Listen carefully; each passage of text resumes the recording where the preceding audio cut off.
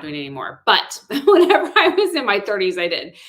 And, it was that happy misery, like, oh my goodness, like I was just miserable. But then I started seeing the pictures and the transformation. I was like, okay, I can do this. I can stick in there a little bit longer, right? Well, where I work with my clients on this as a life and business coach is usually on the corporate side of things. Example, um, so my clients go to work and they're not happy in their job. I was there actually, and I worked for corporate America. I was in a position once. This wasn't with all my jobs, but I was in a position once where I was like, okay, I did not like going to work. Like I would tell my husband as I was leaving the house, bye, I'm going to hell. I'll see you later. Literally. I mean, how bad is that to say that as you're leaving a house? Horrible. Do not advise saying that to anyone, but I'm just being real with you. I'm transparent, authentic to who I am. And but on the flip side, I I liked the money I made, so I liked the money I made. That was what kept me working in that job was the money I made. Um, so that's an example of happily miserable whenever you work for corporate America. Or maybe it is that you are sorry, something popped up on my screen here. Another example working for corporate America is, again, the financial awards, maybe the prestige in your position, the title that goes along with it. But you're like, it's just killing me. I'm not making it my kids' functions, or I'm late for things, or what happened, or whatever. Excuse me. That's where you're happily miserable. Excuse me. I gotta take a drink. But the great thing is you don't have to be like that forever. That's what I work with my clients on as a life and business coach. I work with my clients on those things like um, setting clear goals that can help them to shift or pivot. A lot of my clients come to me because they're looking to either pivot out of their careers and shift into another or start their own business. That's actually the course I'm working on. That's why I've been doing this coaching, this extra coaching for myself, because what I know for sure is that iron sharpens iron. So the more I learn from other people or in positions where I want to be, the more apt I am to get to those places. And so I'm better to serve my clients. And that's why I came to you today about being happily miserable. But anyways, again, setting those goals. I work with my clients on setting those goals and getting them to where they want to be. I work with them on identifying the barriers, and sometimes those barriers are the income, right? We like that income. That's our gratification. Maybe that's what you get. Whenever I was a bedside nurse, what I didn't like was the weekends and the holidays. Did not like the weekends and holidays. I also did not like that Mother's Day and Father's Day was not considered a holiday. Really? I am a mother. Um, and I wanted to spend that time either with my mother or my mother-in-law or my grandparents or what have you whenever they're alive. God bless them. But so I didn't like those things, but I liked the 3 12-hour shifts. That was really nice because then I was done. I worked my 36 hours whenever I was done. However, let's be real. Okay. A lot of times nurses put in, um, 13, 14, 16-hour days, 3 in a row at least. Ugh. Anyways, but I loved my patients. What made me feel so good inside was caring and loving for my patients who I still see in my community today. And when they're like, you delivered this person right here. And I'm like, I did? Oh my goodness, I'm that old. But it fills my heart because they remembered me and they were like, you're such a great nurse. And it just filled my heart so much. But I was miserable having to work those shifts like that. That was not something I like doing. Um, Anyways, I like some autonomy. I like being able to build out my schedule and dictate how my schedule looks. I still love that gratification of serving others and fulfilling others and making other people feel good. That's why I went into coaching.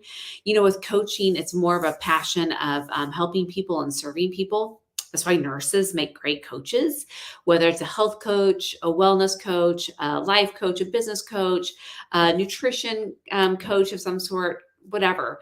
But anyways, so that's why I went from bedside nursing into what I'm doing today, honestly, is because of those things.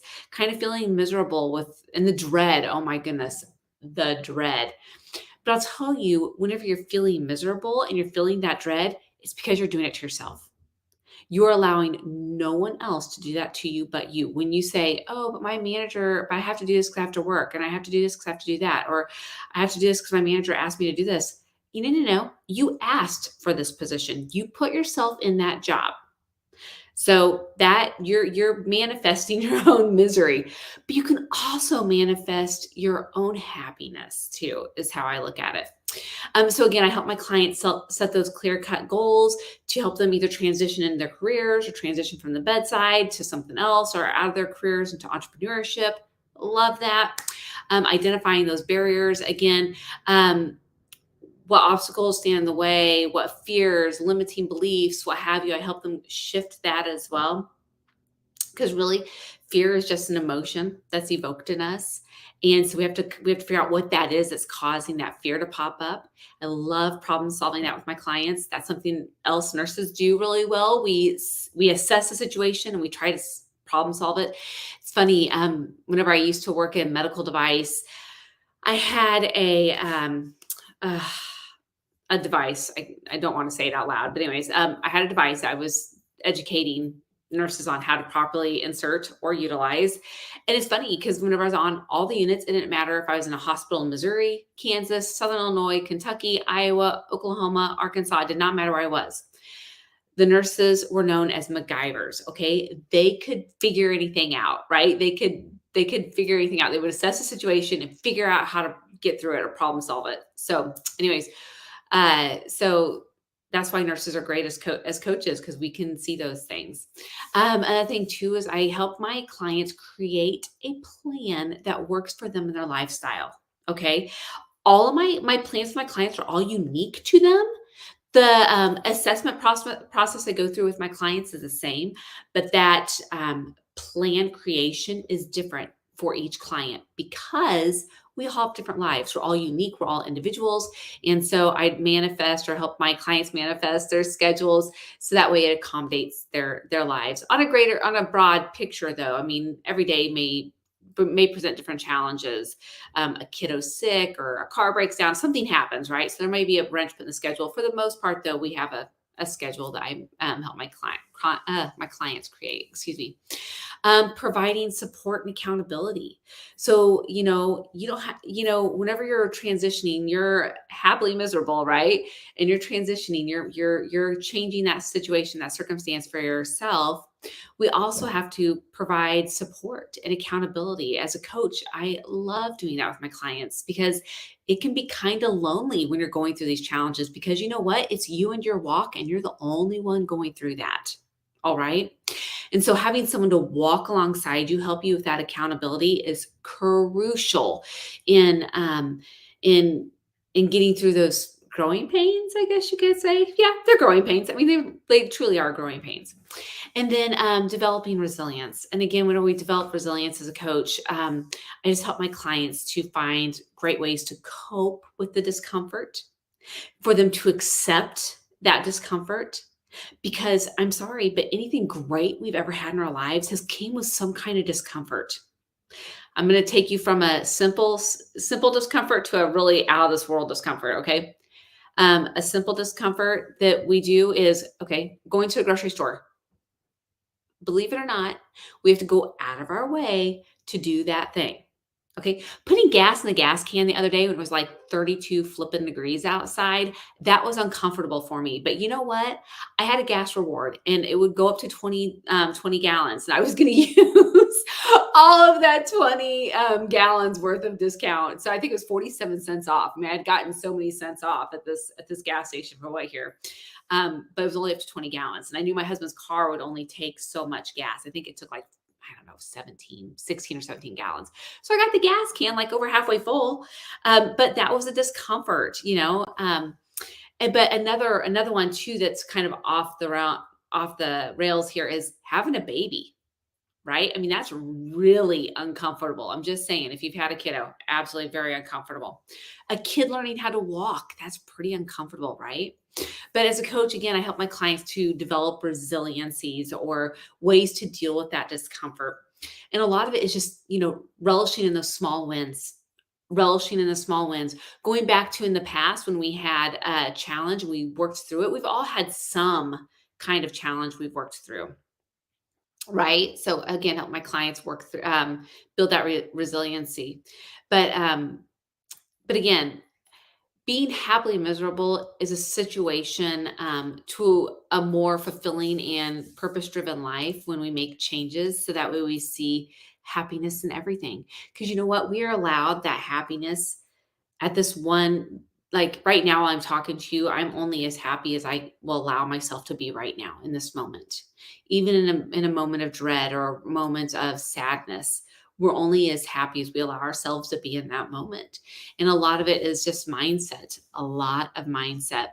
My daughter, she's going through that happy misery right now. She is going for her undergraduate in international business with an emphasis in management, and right now minoring in Spanish. She may major in Spanish, but she's like, "Mom, oh my gosh, I hate going to class all the time.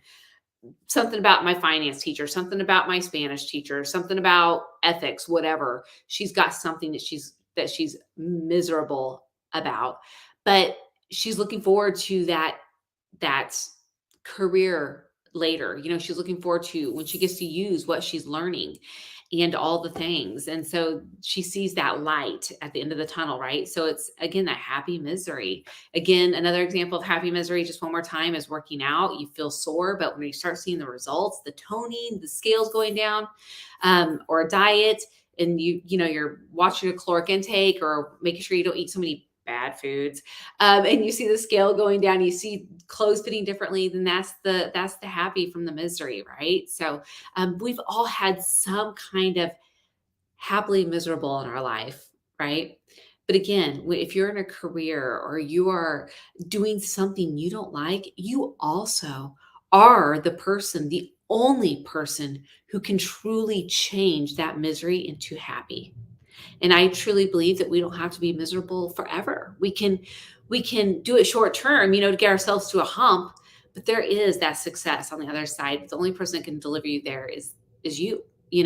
Having a coach like myself is great to help you with the accountability and the keep you on target, keep you with that goal setting and keep you moving forward. But the hard work is on you.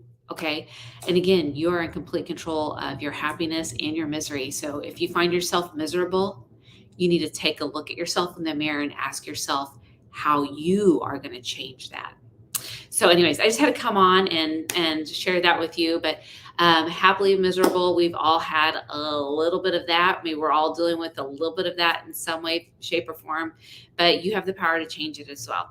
Again, I'm Lydia Cook. I'm a nurse turned life and business coach. And I work with a busy businesswoman, entrepreneur. Oftentimes they're nurses like myself looking to pivot or change in their businesses. I'm actually putting together a course right now for that nurse that's looking to pivot out of nursing or pivot in a different role in nursing. And they're wanting to grow or manifest a different life for themselves. And that's my ideal client actually right now.